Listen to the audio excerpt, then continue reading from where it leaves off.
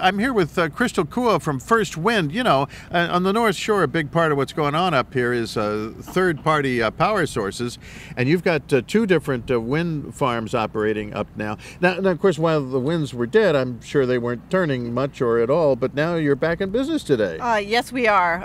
Kahuku Wind Farm is producing 30 megawatts of power. That's enough to generate electricity for 7,700 homes on Oahu.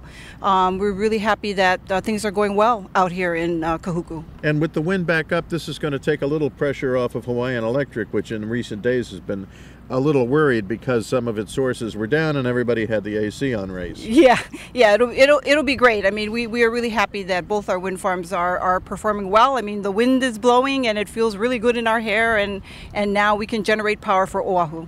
The solar power is not something people ordinarily associate with First Wind, but the company had the idea that you've got land up there and you're already driving up there in trucks to check out the wind turbines, so why not also have solar panels? Now, just recently, the company said that there's a little bit of time pressure now. Yes, there is. I think for us, the goal is to meet the 2016 deadline for the federal solar tax credits.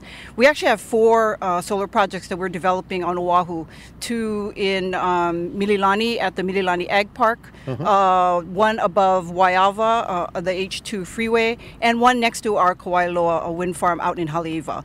And the idea of the deadline is if you can't get things at least rolling by then, you stand to lose out on federal tax credits, which had figured in on your cost accounting for this. Absolutely. I think for us, what we're reminding folks is that, you know, there's a lot of change going on right now. There's new leadership coming on board at HECO.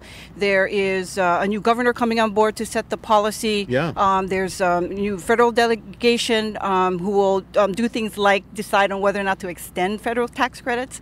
And so what we're saying to folks is that let's keep these projects, you know, moving in the regulatory line so that we can, you know, be financially, those projects can be financially viable and we can meet that federal tax line deadline. And that's your update on First Wind, which has extensive operations here on Oahu, and not only on Oahu, and has the potential to play a really big role in the future of renewable electrical resources here in the islands. We'll be back with more Sunrise in a moment.